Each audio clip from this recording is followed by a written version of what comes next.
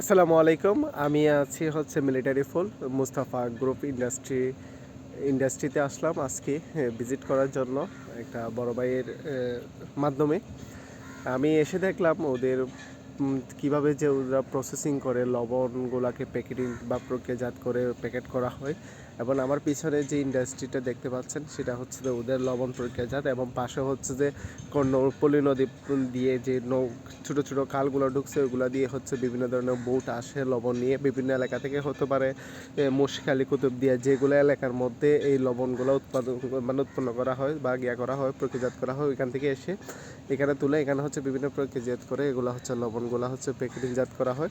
এবং আমার এই পাশে যেটা আছে সেটা হচ্ছে যে মুস্তাফা ইন্ডাস্ট্রি।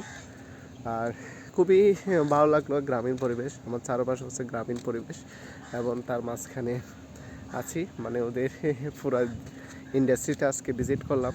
ধন্যবাদ ভাইয়া, মানে সুযোগ করে দেওয়ার জন্য আপনাকে অসংখ্য ধন্যবাদ। সবাই ভালো থাকবেন, সুস্থ থাকবেন।